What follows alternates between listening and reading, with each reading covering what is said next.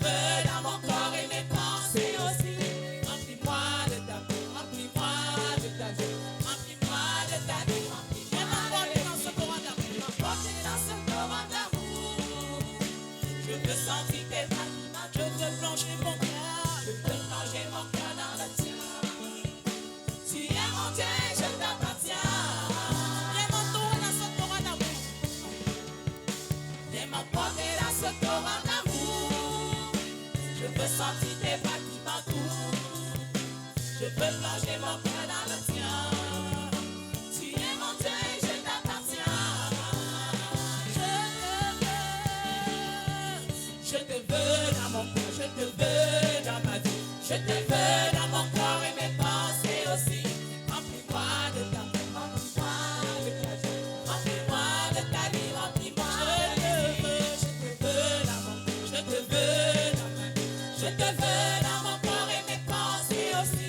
Remplis-moi de ta paix, remplis-moi de ta joie, remplis-moi de ta vie, remplis-moi de ta vie. Je t'ai déjà résisté si souvent.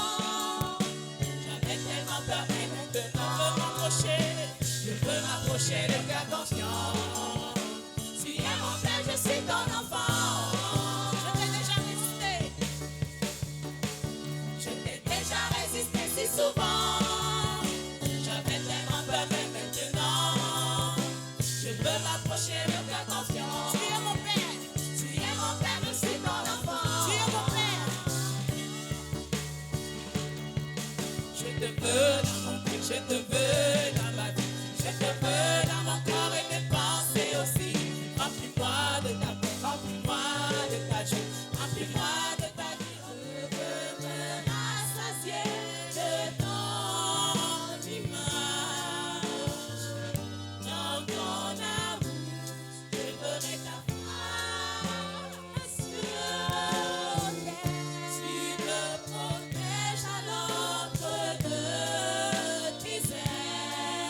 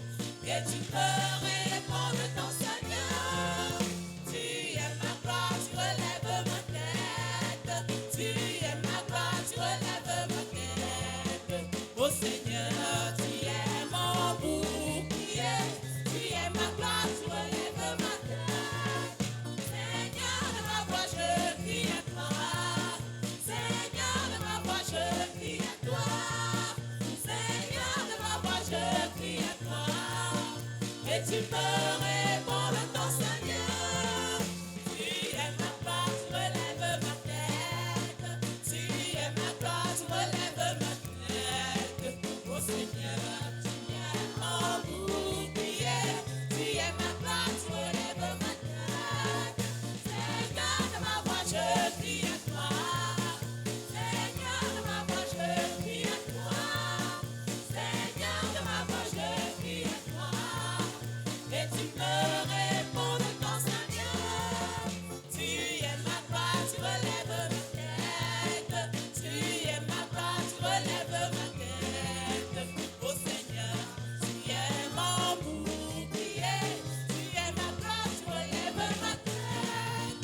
Seigneur de ma voix, je crie à toi. Seigneur de ma voix, je crie à toi. Seigneur de ma voix, je crie à toi. Et tu me réponds de ton Seigneur.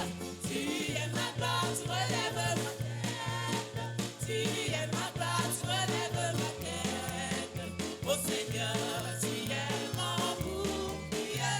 Tu es ma gloire, tu relèves ma tête. Seigneur de ma voix, je crie à toi. Seigneur de ma voix, je crie à toi. Seigneur de ma voix, je crie à toi. Et tu me réponds de ton Seigneur. Tu allures en place ma condamnation. Mon péché s'efface par ta rédemption.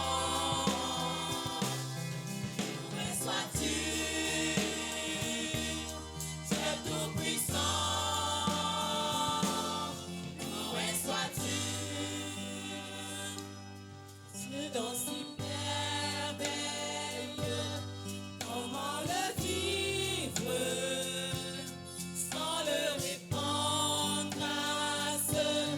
Que tu me suives sur les chemins où il s'écarte. Loin de la vie et de l'espoir, ainsi grand miracle, un temps si précieux,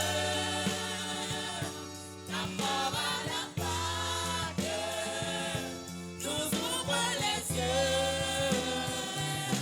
Ton salut remplace ma condamnation. Mon péché s'efface par ta rédemption.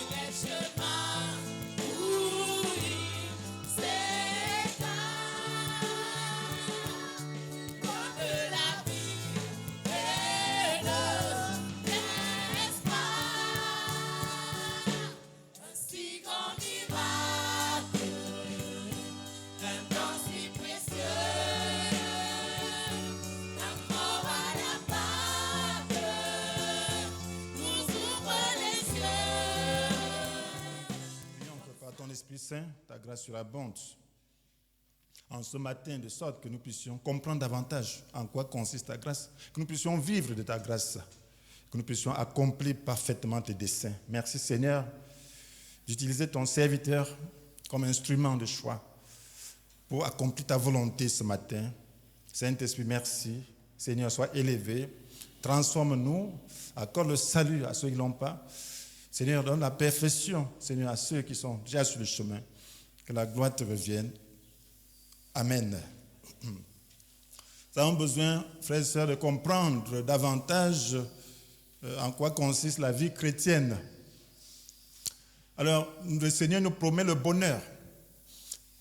Et nous devons comprendre que ce bonheur ne veut pas dire que c'est l'absence de souffrance. Ce bonheur veut simplement dire qu'au moment des souffrances, le Seigneur nous accorde la grâce nécessaire pour pouvoir surmonter les difficultés. Donc nous sommes heureux pas parce que nous ne connaissons pas de difficultés, nous sommes heureux pas parce que nous ne connaissons pas de souffrances, mais simplement parce que dans nos souffrances, le Seigneur nous donne la grâce de les supporter. Amen. Donc la vie chrétienne n'est pas une vie sans souffrance, mais la vie chrétienne est une vie heureuse. Elle est heureuse parce que quelqu'un nous aide à porter nos fardeaux, quelqu'un nous aide pendant que nous avons des problèmes, quelqu'un nous aide dans la souffrance, de sorte que ça devient, nous avons les possibilités de vivre heureux malgré la souffrance. Amen. Voilà pourquoi le Consolateur est là. Voilà en quoi consiste la vie chrétienne. Parce que souvent quand on parle de la grâce, on voit plutôt le résultat de la grâce. Si quelqu'un a été en difficulté, et par la grâce de Dieu, le Seigneur l'a relevé et lui a accordé une situation heureuse, on voit simplement la situation. On voit seulement l'état final, on ne voit pas le processus. Amen. C'est souvent ce que nous voyons. Nous ne voyons pas le processus, mais nous voyons plutôt la finalité. Mais on ne sait pas que pour parvenir à ce résultat, il y a eu des étapes. Il y a de la souffrance.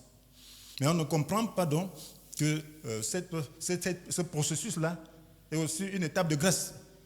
Et que le Seigneur nous accorde de la grâce pour pouvoir surmonter ces difficultés, pour pouvoir tenir bon jusqu'à ce que nous puissions avoir le résultat escompté.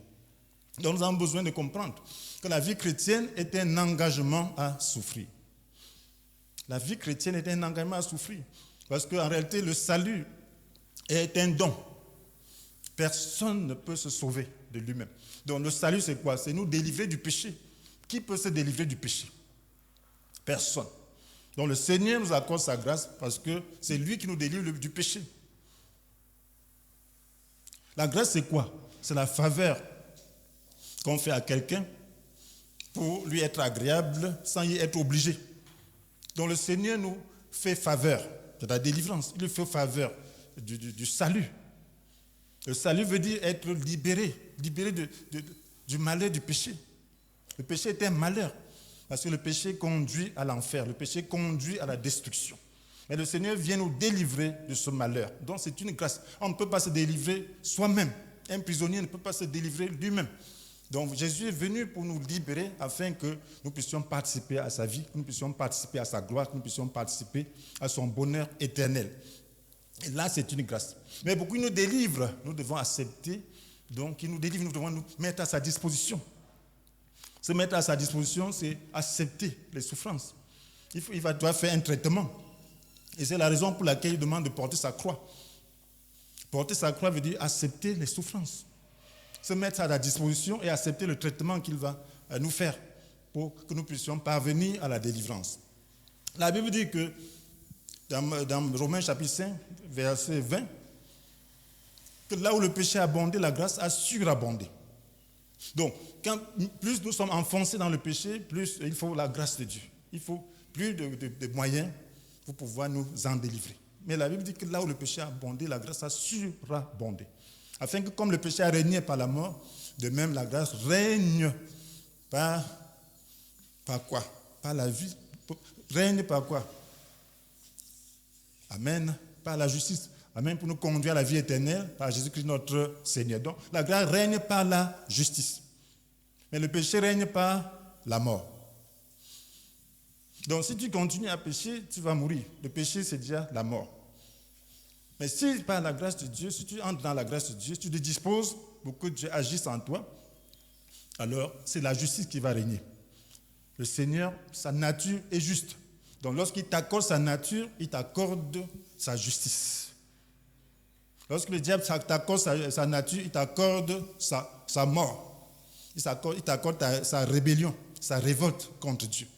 Mais lorsque Dieu, tu te disposes que Dieu t'accorde sa grâce, il t'accorde sa justice, sa nature, pour que tu puisses être uni à lui éternellement. Ça, c'est une grâce. C'est une grâce, tu ne fais rien, tu ne peux pas te délivrer. Tu ne peux pas te délivrer, c'est impossible, parce que le péché est une puissance qui te tient. Il t'a mis le dos à terre. Quel que soit le débat, imagine-toi un poids, un homme costaud de 500 kg se couche sur toi, tu vas faire comment? Quel que soit ce que tu vas faire, te débattre, ça ne servira à rien. Amen. Mais si quelqu'un d'autre vient l'arracher, le soulever et le jeter loin, tu peux te lever. C'est ce que Jésus a fait. Jésus nous a délivrés du poids du péché. Donc on était le dos à terre, on ne pouvait rien, on se bat, on se débat, mais il n'y a rien à faire. Tu as beau crier, tu as beau prendre des décisions, des résolutions, il n'y a pas possibilité. Mais Jésus a vaincu le diable. Jésus a porté nos péchés sur lui. Alors de sorte que nos péchés ne sont plus sur nous. C'est ça la grâce. Donc ce qui fait que, frères et sœurs, il y a la grâce. Lorsqu'on parle de la grâce, alors il y a la grâce pour nous accorder à supporter la souffrance. Porter la croix n'est pas facile. Donc nous avons besoin de la grâce pour pouvoir la porter. Si nous acceptons nous engager sur le chemin de la souffrance, le Seigneur nous accordera sa grâce. Donc il y a deux types de souffrance en général.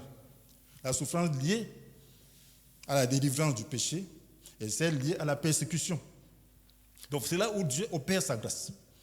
Donc il y a la souffrance liée à la délivrance du péché et à la souffrance liée à la persécution pour le chrétien. Et Dieu accorde sa grâce dans ces conditions.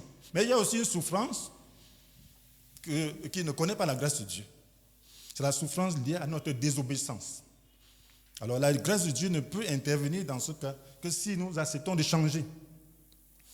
Tant que tu ne changes pas, c'est toi-même qui portes le poids de ta désobéissance. Donc frères et sœurs, comprenons que la grâce dans la délivrance du péché est là. Nous avons besoin de cette grâce. Nous avons besoin de la grâce par rapport à la délivrance du péché. La Bible affirme que tous ont péché, ça c'est Romains 3, versets 23 à 24, que tous ont péché et sont privés de la glorieuse présence de Dieu. Et qu'est-ce qu'il continue de dire? Et ils sont déclarés juste par sa grâce. On a péché et on est privé de la glorieuse présence de Dieu. Et on est déclaré juste par la grâce. Déclaré juste quand Dieu te dit que tu es juste, tu deviens juste. Quand Dieu dit que la lumière soit, la lumière fut. Et quand Dieu dit que la lumière soit, la lumière fut. Donc quand Dieu dit tu es juste, tu deviens juste. Amen. Tu es déclaré juste. Quand tu acceptes de t'engager sur le chemin, quand tu l'acceptes, il te déclare juste. Il te déclare juste comment? C'est un don que Dieu leur fait par le moyen de la délivrance apportée par Jésus-Christ. Donc c'est un don. Donc le salut est un don. La justice est un don. Mais il y a un moyen pour pouvoir accepter, pour pouvoir accepter ce don et le rendre opérationnel. Donc il y a un moyen. Il y a le moyen de la délivrance apportée par Jésus-Christ. Ce moyen, c'est quoi? Amen. Amen. C'est un don que Dieu leur fait par le moyen de la délivrance apportée par Jésus-Christ. Tous en effet sont privés de la glorieuse présence de Dieu. Ils sont déclarés juste par sa grâce. La grâce, c'est une faveur. Donc tu es juste par la faveur de Dieu. Tu es juste par la faveur de Dieu. Ce n'est pas par tes œuvres. Ce n'est pas ton engagement que tu deviens juste. Maintenant, quel est le moyen de délivrance? Donc quand tu acceptes Jésus, ça veut dire simplement que tu te mets à la disposition de Jésus. Tu te mets à sa disposition et tu dis, fais de moi ce que tu veux. Me voici à ta disposition, maintenant traite-moi. Tu es malade du péché. Un malade, lorsqu'il va à l'hôpital, doit se mettre à la disposition du médecin. Maintenant, quand toi tu es malade du péché, tu viens à Jésus, tu dois te mettre à sa disposition. Sinon, il ne pourra rien faire pour toi. Il ne pourra rien faire. Maintenant, il te fait le traitement. Le traitement, c'est quoi? C'est la croix. Amen. Amen. Luc chapitre 9, verset 23. On a lu au début. Vous voyez, l'Esprit est déjà en train d'agir depuis que nous sommes entrés ici. Si quelqu'un veut me suivre, qu'il renonce à lui-même, qu'il se charge chaque jour de sa croix et qu'il me suive, qu'il renonce. Donc tu donnes ta vie, tu renonces. Tu te mets à la croix, à l'autel de la croix, et tu renonces. Amen. Pour que le traitement de Dieu commence. Pour qu'il te délivre. Parce que tu ne peux pas te délivrer. Qu'il te délivre du péché. Donc, lorsque tu te disposes ainsi, il te voit déjà saint. Amen. Parce que c'est lui qui fait l'œuvre. Plus c'est lui qui fait l'œuvre, il sait qu'il va parvenir. Amen. Amen. Lorsque tu es engagé, alors il sait déjà qu'il va parvenir. Voilà pourquoi les chrétiens sont des saints. Tu n'es pas saint parce que tes actes sont saints. Tu es saint parce que tu t'es mis à la disposition de celui qui va te rendre saint, sans échouer. Amen. Tant que tu es à sa disposition, il va faire le traitement qui va aboutir à la sainteté totale, pratique. Amen. Mais si tu ne mets pas à sa disposition, tu ne peux pas. Donc la croix, lorsqu'on parle de la croix, cela évoque quoi? La souffrance. Amen. La mort. Amen. Souffrance dans la chair. Mort à soi-même. Il faut mourir à toi-même. Et c'est là qu'il y a problème. Bon, si tu n'as pas la grâce, tu ne parviendras pas. Tu vas encore dire que je quitte la croix. Amen. Quand ça va trop chauffer, tu dis non. Mais tu as besoin aujourd'hui de comprendre que c'est aussi la grâce de souffrir. Amen. Si tu ne demandes pas la grâce de souffrir à Dieu, tu ne parviendras pas. Ceux qui acceptent la souffrance avec joie ne sont pas des extraterrestres, ne sont pas des surhommes. C'est des êtres simples, mais qui savent compter sur la grâce de Dieu. Qui savent dire à Dieu, je veux souffrir, mais rends cela possible pour moi. Donne-moi la capacité, je suis très faible, je n'aime pas la souffrance. Mais si c'est nécessaire, donne-moi la capacité d'endurer la souffrance. Amen. Amen. Tu ne dis pas simplement que non, je ne veux pas, je ne veux pas. Tu ne veux pas, tu vas où? Souffrir en enfer, c'est pire que souffrir la croix, n'est-ce pas? Amen. Donc, lorsque tu te donnes à Dieu, quelles que soient les difficultés, tu demandes seulement la grâce.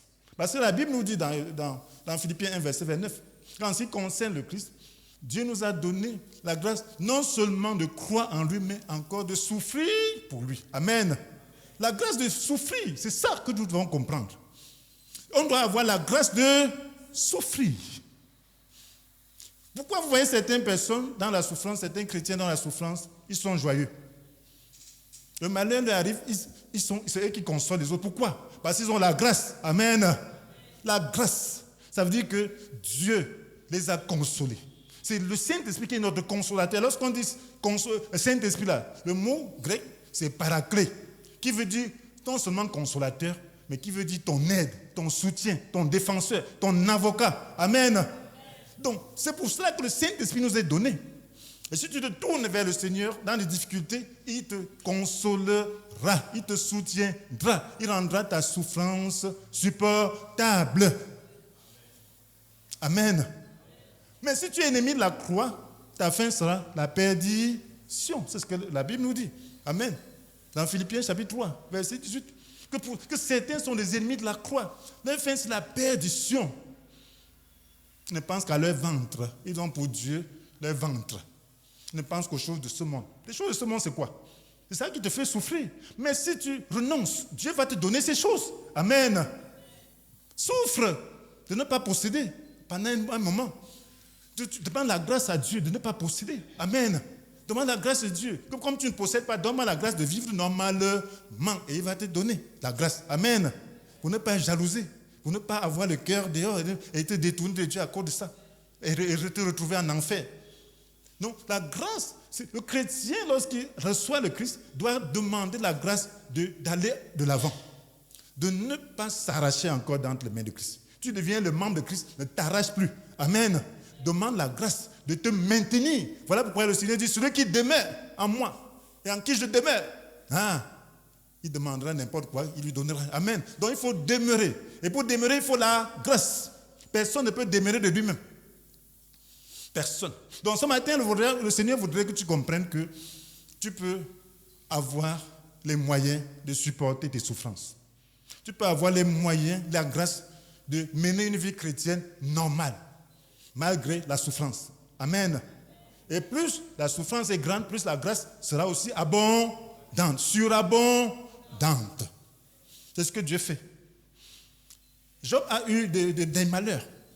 Il a supporté par la grâce de Dieu. Mais quelle était la finalité? On voit seulement la finalité, n'est-ce pas? Amen. Il a reçu le double de ce qu'il a perdu. Amen. Il a eu plus d'honneur, plus d'argent, plus de biens. Pourquoi? Parce qu'en temps de souffrance, il ne s'est pas détaché de Dieu. Il a demandé la grâce de supporter. Amen. Il a dit de toutes les façons, je ne vis pas pour la terre. Je sais que mon Rédempteur est vivant. Et qu'après que cette peau sera détruite, moi dans mon corps, je verrai Dieu. Amen. Donc ce qui est important pour moi, c'est que je vais voir Dieu. Ce qui est important pour moi, c'est d'être attaché à Dieu. Ce qui est important pour moi, c'est que dans toutes les situations, je sois attaché à Dieu et que Dieu soit présent. Amen. C'est ça qui est le plus important. Le plus important pour toi, c'est que dans toutes les situations, que Dieu soit présent, que tu ne sois pas dans le désert. Que tu saches que Dieu est là. Lorsqu'on veut circoncire un enfant, quand ses parents sont là, ça le rassure. Amen. Mais si tu les jettes comme ça, là, le gars ne voit personne, ne voit que les étrangers, vont commencer à crier. Amen. Donc il regarde les parents, il a confiance, il dit que ce qu'on me fait là, ça fait mal, mais ce n'est pas pour me détruire. Amen. Oui, les parents le consolent, qu'ainsi de suite, ça le rassure. Alléluia. C'est la même chose. Dans toutes les difficultés, rassure-toi que Dieu est là. Rassure-toi que tu as la grâce de supporter et ça va passer. C'est en cela que consiste la grâce, mes frères et sœurs. Voilà ce que l'apôtre Pierre nous dit concernant la vie chrétienne. Dans 1 Pierre chapitre 4, versets 1 et 2. L'apôtre Pierre nous dit, puisque le Christ a souffert dans son corps, vous aussi, armez-vous de la même pensée. Jésus dit de prendre la croix pour le suivre. Et lorsqu'il a porté sa croix, qu'est-ce qui s'est passé? On l'a crucifié. Amen. Il est mort. Amen. Ça veut dire que tu le suis. Alors on te crucifie aussi, tu meurs. Donc le vieil homme doit mourir. Amen. L'homme que tu étais autrefois doit mourir. C'est ça la délivrance du péché. Et ressusciter. Si tu ne meurs pas, tu ne ressusciteras pas. Et la souffrance liée à la croix n'est pas souvent facile. Donc, quelle que soit la souffrance, ne brise pas ta croix. Amen. Demande la grâce. Quand Jésus ne pouvait pas porter sa croix, qui est venu l'aider? Un Simon de Cyrène, n'est-ce pas? Qu'est-ce que cela symbolise? Ça symbolise le Saint-Esprit qui t'aide dans ta souffrance. Amen. Invite le Simon de Cyrène dans ta vie. Amen. Lorsque tu as des problèmes, tu dis, je ne peux plus porter ça, ça me dépasse. Simon de Cyrène va venir t'aider. Alléluia. Que ceci-là me dépasse. Aide-moi. Alors, il va t'aider. Alléluia. Ne la laisse pas tomber. Aide, demande à Dieu la grâce. Parce que c'est important pour le traitement du péché. C'est important, c'est le seul moyen de délivrance. Lorsque tu vas souffrir, tu vas mourir. Le péché va mourir et tu seras séparé du péché. C'est ce que l'apôtre Pierre dit. Oui, ainsi donc, puisque le Christ a souffert dans son corps, armez-vous aussi de la même pensée. En effet, celui qui a souffert dans son corps a rompu avec le péché pour ne plus vivre le temps qu'il reste à passer dans son corps, selon les passions humaines, mais selon la volonté de Dieu. Donc, quand tu as rompu, tu ne vis plus selon les passions humaines. Ces passions-là qui étaient attachées à toi sont crucifiées. Amen. Tu peux dire, je suis crucifié avec Christ. J'ai été crucifié avec Christ. Ce n'est plus moi qui vis. C'est le Christ qui vit en moi. Donc, il faut que le Christ vive. Mais pour qu'il vive, il faut accepter la souffrance, la délivrance. Et demander la grâce pour affronter cette souffrance. Un chrétien ne doit pas avoir peur de souffrir. Un chrétien doit compter sur le Seigneur et dire, dans la souffrance, Seigneur, soutiens-moi. Amen. Amen. C'est la souffrance inévitable, je compte sur ta grâce. Et lorsqu'on compte sur la grâce du Seigneur, on parvient à un niveau où on a une joie stable, où on a un bonheur stable. Amen. Donc c'est très important, mes frères et sœurs. Donc accepter la croix, donc, c'est se mettre à la disposition de Dieu pour qu'il nous façonne à son image, pour qu'il traite le péché et nous façonne à l'image de Christ. Donc si tu n'acceptes pas la croix, il ne pourra pas te façonner. Parce que lorsqu'on façonne, on tourne, c'est un peu difficile. Hein? Prends un peu l'image du potier et de l'argile, n'est-ce pas? Lorsque l'argent entre les mains du potier, il façonne, il fait même cuit. Amen. Il casse, il brise, il tord, il pétrit. Amen. Il pétrit, donne la forme. Tu dis, hey, pourquoi tu me coupes comme ça? Il donne la forme, il chauffe même. Il dit, hey, qu'est-ce que tu fais comme ça là? Après, ici même, il rabote, il fait des choses. Amen. Avant de faire de ce pot un vase d'honneur.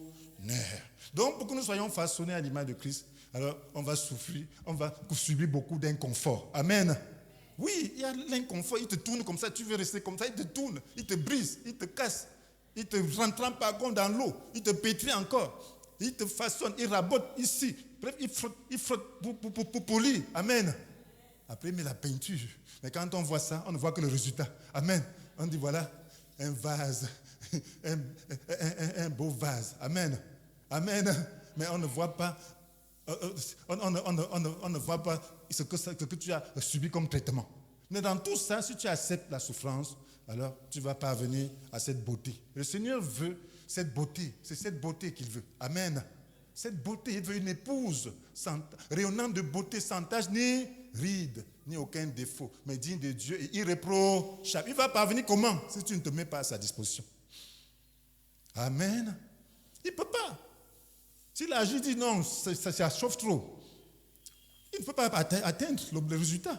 S'il dit non, tu me traites trop, je vais rester un peu comme ça, tu me tournes encore, je vais rester encore comme tu me trames encore dans l'eau, je vais rester encore, tu fais des trucs, je vais rester tranquille. Non, tu vas avancer. Amen. Pour que le travail finisse et que tu puisses être heureux. Donc maintenant, frères et sœurs, cette grâce est indispensable pour braver joyeusement la persécution. Voyez les gens, le Seigneur nous recommande quoi? Le Seigneur nous dit dans Matthieu chapitre 5, au verset 11, « Heureux serez-vous quand les hommes vous insulteront et vous persécuteront. » Ah! Heureux serez-vous quand les hommes vous insulteront et vous persécuteront. Est-ce qui est là, qui peut être heureux pendant qu'on l'insulte, on le persécute? Amen.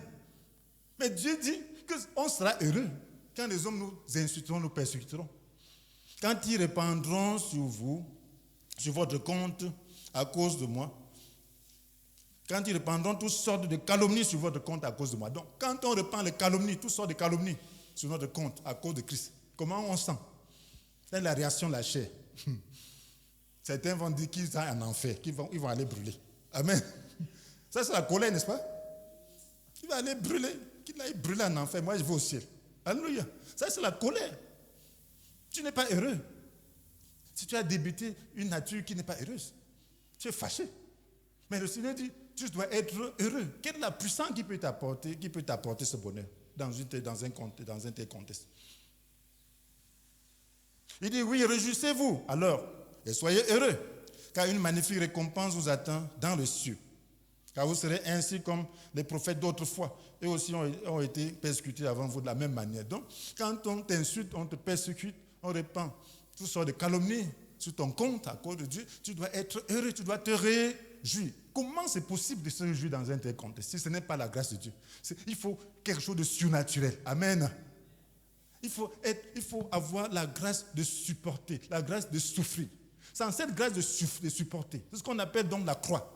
La capacité de porter sa croix, donc de supporter. Donc cela demande une puissance. Ça demande la grâce, ça demande la puissance qui vient de Dieu. Si tu n'as pas cette puissance, tu ne pourras pas le faire. Les disciples l'ont fait. Ça c'est quelque chose de pratique. Nous devons parvenir au niveau où, lorsqu'on nous insulte pour le Christ, on se réjouit. Lorsqu'on nous persécute pour le Christ, on se réjouit. Lorsqu'on répand toutes sortes de calomnies sur notre compte à cause de Christ, on se réjouit. On ne manifeste aucune insatisfaction, aucune colère. Aucune colère. On ne manifeste pas de ressentiment. C'est ça la perfection. Non, et le Seigneur dit que voilà ce que tu dois faire. Mais il faut donc la grâce. Parce que Christ, en ce qui concerne Christ, Dieu nous a donné la grâce, non seulement de croire en lui, de vivre, de croire en lui, mais aussi de souffrir pour lui. Amen. Donc nous devons avoir la grâce de souffrir. Donc quand tu as la grâce de souffrir, tu es heureux. La grâce de souffrir, ça veut dire que quoi? Tu souffres, ce n'est pas toi qui souffres, c'est le Christ qui souffre. Amen. C'est quelqu'un d'autre qui souffre pour toi, tu ne souffres pas, tu ne ressens pas. C'est ce qu'on appelle la grâce. Cela est possible. En ce temps-là, le Saint-Esprit vient porter ta charge et te montre le bénéfice que tu es en train de recevoir à travers ce traitement. Amen. À travers ces circonstances. Il te montre. Donc, réjouissez-vous, car une magnifique récompense vous attend. Donc, quand tu souffres pour le Christ, tu ressens donc que tu es un enfant de Dieu. Donc, tu es un enfant de Dieu. Tu appartiens à Dieu. Tu es précieux aux yeux de Dieu. Donc, tu souffres pour lui. C'est une grâce de souffrir pour ce Dieu grand. Et là, il te donne les moyens de pouvoir supporter. Alléluia.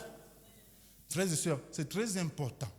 Amen. La Bible nous promet la persécution. La Bible nous dit dans 2 Timothée 3, versets 12 et 3, que tous ceux qui sont décidés à vivre dans l'attachement au Seigneur seront persécutés. Amen. Il dit les hommes méchants et les charlatans s'enfonceront de plus en plus dans le mal. Amen. Trompant les autres et trompant eux-mêmes. Donc ça veut dire que le mal va toujours croître. Il y aura toujours le mal, il y aura toujours beaucoup de persécutions, beaucoup de difficultés liées à notre foi. Mais le Seigneur nous promet la grâce surabondante. Donc on doit résister, on doit cultiver une foi solide pour pouvoir soutenir ce traitement, pour pouvoir accepter la souffrance avec joie, pour pouvoir vivre heureux dans les calomnies, vivre heureux dans les difficultés et manifester la gloire du Seigneur. Alors les gens vont comprendre qu'on a quelque chose qu'ils n'ont pas. Lorsque tu insultes un chrétien, tu l'insultes, tu le persécutes, il sourit. Il cherche toujours à t'aider. Amen. Sans cette grâce, tu ne peux pas continuer à évangéliser quelqu'un qui te persécute. Parce que la grâce de souffrir te permet de manifester l'amour de Dieu. Amen. Sans la grâce de souffrir, tu ne peux pas aimer ton ennemi. Parce que ta nature va le repousser. Ta nature aura des ressentiments. Mais si tu as cette grâce, tu n'auras pas de ressentiment parce que tu as accepté souffrir. Donc, les chrétiens ont des problèmes d'amour simplement parce qu'ils ne veulent pas souffrir. Ils n'ont pas accepté la souffrance dans leur vie. Ils n'ont pas la grâce de la souffrance. Parce que si tu as la grâce de la souffrance, il n'y aura pas de ressentiment. Tu ne te sentiras pas blessé. Pourquoi les gens se sentent blessés? Amen. Parce qu'ils n'ont pas la grâce. Amen. Il dit que je suis blessé, je suis fragile. Pourquoi est-ce qu'il te blesse? Ça veut dire que tu es nu. Ça veut dire qu'il n'y a personne pour t'aider. Amen. Si tu portes les gants, tu peux te blesser le gant en cuir. Amen. Tu ne te blesseras pas. Tu portes les habits appropriés. Tu marches dans la bouche, tu ne te blesseras pas. Donc, mets les habits qu'il faut. Amen. Les habits qu'il faut, c'est le Saint-Esprit, la plénitude du Saint-Esprit et être armé la pensée de souffrir. C'est là que le Saint-Esprit intervient. C'est quand tu portes la croix qui t'aide. Il ne vient pas t'aider sans que tu aies porté ta croix. C'est quand Jésus a porté sa croix que le Simon de Cyrène est venu l'aider. Amen. Donc si tu ne portes pas, le Saint-Esprit ne viendra pas porter à ta place parce que c'est ta croix, ce n'est pas la sienne. C'est quand tu portes qu'il t'aide. Il t'aide à faire ton travail. Ce n'est pas là son travail. Amen. C'est toi qui vas la porter, c'est toi qui seras récompensé pour ça. Ce n'est pas lui. Alléluia. Lui, il est Dieu. Il n'a pas besoin de quoi que ce soit. Alléluia. Mais il est là pour t'aider, pour que tu entres dans la divinité, pour que tu sois un fils de Dieu, que tu sois un héritier, que tu sois quelqu'un qui domine, qui s'élève. Quand tu te rabaisses pour avoir des ressentiments, pour mépriser les gens, ça tu quittes ton trône. Quand le président est loin là, envoie toutes sortes de calomnies, ça lui fait quoi? Il a tout le pouvoir, ça fait quoi? Tant que son pouvoir marche, tant que tout le monde est en train de faire le travail, tu vas l'atteindre comment? Amen. Et quand tu vas l'atteindre, ça lui fait quoi? Amen. Ensuite, le fait, il sait que c'est lui qui décrète. Il dit que c'est lui qui fait comme ça. Il sait que quand tu vas passer comme ça, il aura une escorte. Donc, son problème, c'est quoi? Donc, quand quelqu'un t'insulte, il te fait quoi? Amen. Amen. Tu as le Saint-Esprit en toi, c'est Dieu qui règne. Il peut faire quoi? Alléluia. Amen. Pourquoi tu t'occupes de lui? Alléluia. Pourquoi tu t'occupes de quelqu'un qui est en train d'aller en enfer? Amen. Pourquoi tu veux ajouter même encore sa peine? Alléluia. Il est en train de souffrir. Il n'arrive même pas à supporter les moindres traitements. Et toi, tu en as pour t'occuper de lui. Il est déjà dans la souffrance. Quand tu n'es pas en Christ, tu es dans ce monde. Et le poids de ce monde est trop fort, trop lourd. Et tu en ajoutes encore pourquoi? Alléluia. Toi, tu es hors de ce monde. Lui, il est sous la coupe du diable. Mais toi, tu es dans le royaume de Dieu. Pourquoi t'occuper de lui? Et au lieu de l'aider, tu cherches à t'enfoncer aussi, à aller dans ce royaume. Alléluia. Donc, c'est pour dire que le Seigneur veut une sanctification sans faille.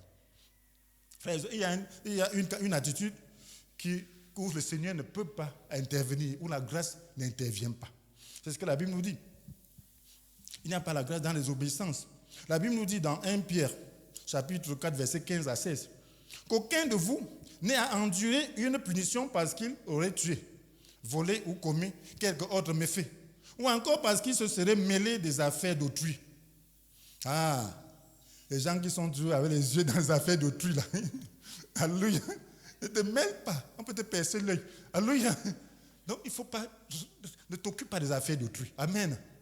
Ne t'occupe pas des affaires d'autrui. Si tu vas, mets seulement la paix, prie. Alléluia. Les gens qui ont les oreilles qui démangent là, qui veulent connaître tout ce qui se passe là, faites attention. Amen. Ne vous mêlez pas, ça va vous créer des passions. Lorsque tu prends des passions, déjà, tu prends des camps, tu es déjà partisan, tu fais déjà partie du conflit. Alléluia. Donc, il faut faire attention. Donc, ne souffre pas parce que tu t'occupes des conflits qui ne t'appartiennent pas. Alléluia. Qu'est-ce qu'on demande de faire? Mais si c'est comme chrétien qui souffre, qui n'en éprouve aucune honte, qu'il fasse au contraire honneur à Dieu en se montrant digne de ce nom. Si on te persécute parce que tu es chrétien, parce que tu vis conformément à la pensée de Dieu, n'aie pas honte pour cela. Alléluia. Oui, fais honneur à ce nom. Amen. En te comportant bien. Alléluia. Oui, ne maudis pas les gens. Jésus n'a pas maudit. Jésus, on dit c'était comme un agneau, une brebis. Amen. Devant ceux qui le tondent. On est en train de tondre la brebis et il n'ouvre pas la bouche. Alléluia. Il ne l'ouvre pas la bouche. On le maltraite. Il ne parle pas. Il n'ouvre pas pour dire que qu'est-ce que vous êtes en train de faire? Je vous maudis. Hein? Vous êtes des maudits. Non, il n'a pas dit ça. Il a dit pardonne-leur car ils ne savent pas ce qu'ils font. C'est le pardon qui doit être au fond de nos cœurs. Si nous pardonnons, nous serons pardonnés. La grâce nous habitera. Nous avons besoin donc de cette grâce. Nous devons prier jusqu'à obtenir cette grâce. Et veiller à ce que cette grâce nous accompagne dans tout ce que nous faisons. Si tu as un patron difficile, demande la grâce pour le supporter. Quand tu vas le supporter, la grâce de Dieu va transformer ton patron ou le changer. Amen. La grâce de Dieu veut dire que Dieu vient te soutenir. Lorsqu'il soutient, il sait que c'est suffisant. Si la personne continue, soit il change cette personne, la grâce qui est sur toi la change, soit il l'enlève. Amen. C'est comme ça que Dieu fait. Parce que Dieu contrôle le monde entier. Si le pays se mettait à chercher la grâce de Dieu pour supporter, Dieu transformerait ceux qui gouvernent. Amen. Pour qu'ils puissent se pencher sur la situation de la population. Pour qu'ils puissent avoir pour priorité le bien-être de tous. Mais si on se met à maudire, on se met à faire ceci, on ne supporte rien. On veut seulement que Dieu les change. Dieu va les endurcir, ils vont toujours être plus durs. Parce qu'on n'a pas accepté la grâce. Et le traitement n'est pas fini. On ne s'est pas mis à la disposition de Dieu pour avoir le traitement qu'il faut. Et si l'Église se met maintenant à porter sa croix, à chercher la sanctification, je vous assure que Dieu changera les dirigeants, il changera leur cœur. Et ceux qui ne peuvent pas changer, il va les changer. Parce que lui, toute autorité vient de Dieu. Amen. Il n'y a pas d'autorité qui ne vient pas de Dieu. Ça veut dire que ce sont des serviteurs de Dieu. Et c'est Dieu lui seul qui peut les transformer. C'est Dieu lui seul qui peut les affecter. Alléluia. Non, n'essayez pas d'affecter par notre moyen. N'essayez même pas de prier qu'il change. Non, c'est vous-même qui devez changer. C'est nous qui devons changer. Alléluia. Et nous met dans de bonnes dispositions pour que Dieu les change eux-mêmes. L'évangile peut les toucher. Il transforme. Dieu peut ouvrir les portes pour qu'ils puissent être délivrés et qu'ils aient les yeux ouverts par rapport aux problèmes de la population. Amen. Donc ça fera le chemin de transformation pour que le Seigneur nous a prescrit. Mais suivre un autre chemin, c'est la rébellion contre Dieu. Sur notre chemin, c'est chercher des problèmes. Parce que on dit, ce n'est pas pour rien que les autorités portent l'épée, n'est-ce pas? L'épée veut dire quoi? Va marcher. C'est lui qui a l'armée, non? Amen. Tu penses qu'il porte le fusil là pour faire quoi? Alléluia. Pour traiter les récalcitrants. Amen. Il prend les patraques pour faire quoi? Pour traiter les récalcitrants. Amen. Alléluia. Va. Tu vas tu vas avoir des coups de matraque. Alléluia. Amen. Ce n'est pas pour rien. Donc, ce n'est pas par la rébellion, ce n'est pas par la têtudité, ce n'est pas en bravant son pouvoir que tu vas le bouger. Alléluia. Donc, parce que tu vas directement contre l'ordre de Dieu. L'ordre que Dieu a établi, tu ne dois pas changer. Amen. La Bible dit quand le peuple même d'Israël, le peuple même de Dieu, quand le peuple se dévoyait, il leur donnait de méchants rois. Amen. Mais quand le peuple changeait Dieu, Dieu leur donnait de bons rois. C'est comme ça. C'est comme ça. C'est question du peuple. Si le cœur change, Dieu va changer aussi le cœur du roi. Et si le cœur ne change pas, il va les endurcir, les rendre encore plus forts, plus violents. Donc voilà pourquoi nous devons comprendre le principe de Dieu. Amen. Et toi qui ne connais pas encore le Seigneur, toi qui n'as pas encore reçu la grâce de la délivrance du péché, est-ce que tu veux te disposer? Est-ce que tu veux dire, Seigneur, j'accepte la croix, j'accepte ton traitement pour être délivré. J'accepte, j'ai appris que tu vas m'aider, ton Esprit Saint va m'aider si je m'engage. Je veux m'engager. Est-ce que tu veux vraiment t'engager? C'est une question de vie éternelle. C'est une question du bonheur à partir du présent. Ce n'est pas un bonheur seulement futur, c'est le bonheur à partir de maintenant. Est-ce que tu ne veux pas avoir quelqu'un qui t'aide dans tes problèmes? Est-ce que tu veux pas avoir quelqu'un qui a créé les cieux et la terre et qui gouverne ta vie et qui veut te donner tout ce dont tu as besoin quand tu es dans le besoin? Alors, est-ce que tu ne veux pas avoir quelqu'un qui te délivre de ta méchanceté, te donne la paix? Est-ce que tu veux invoquer le Seigneur dans ta vie maintenant? Est-ce que tu veux donner ta vie au Seigneur? Tu vas dire, Seigneur Jésus, je reconnais aujourd'hui que je suis loin de toi. Le péché est une puissance qui domine sur moi. Quels que soient mes efforts, je ne peux m'en délivrer. Je me dispose à toi afin que tu traites le péché dans ma vie. J'accepte la croix. J'accepte la souffrance liée à l'obéissance. Je compte sur ta grâce pour la supporter. Seigneur Jésus, je donne ma vie. Viens dans mon cœur. Sois le Seigneur. Sois le Maître. Pardonne mes péchés. Contrôle ma vie. Désormais, accorde-moi le traitement nécessaire pour être façonné à ton image. Merci Seigneur, pour ton Esprit Saint. Amen. Amen. Est-ce que tu peux maintenant dire au Seigneur, toi qui connais le Seigneur, de te pardonner de n'avoir pas demandé la grâce de pouvoir supporter les souffrances. Tu as essayé de lutter contre la souffrance. La souffrance t'a dominé, tu n'avais pas de grâce. Et tu as changé de nature. Est-ce que tu peux demander au Seigneur pardon et lui dire maintenant que tu veux cette grâce surabondante dans ta vie. Seigneur, merci pour ta grâce que nous accordes aujourd'hui. Seigneur, je prie que dans ton amour, dans ta bonté, tout le temps que nous n'avons pas pu, Seigneur, accepter la souffrance, compter sur ta grâce pour nous disposer à ton traitement, pour manifester l'amour. Seigneur, que tu nous pardonnes pour cela. Seigneur, nous avons été amers, nous avons traité les autres avec particularité, simplement parce que nous avons compté sur nos forces. Seigneur, pardonne-nous. Je prie pour la grâce surabondante, pour manifester cet amour parfait. Prie pour la grâce surabondante, pour vivre heureux dans des difficultés, dans des déceptions, pour manifester la joie, Seigneur, quand nous sommes maltraités, quand nous sommes frustrés, afin que, Seigneur, oh Seigneur, cette image que nous représentons puisse être visible. Oh, cette image que nous portons en tant qu'enfants de Dieu puisse rayonner et que la gloire te revienne. Merci Seigneur pour ton amour, merci pour ta bonté. Merci pour ton Esprit Saint. Ton Esprit Saint remplisse nos vies. Ton Esprit Saint remplisse nos vies. Merci pour la joie que tu nous accordes. La joie permanente. Tu n'as pas dit d'être joyeux dans certaines circonstances seulement, mais tu nous as dit d'être toujours joyeux.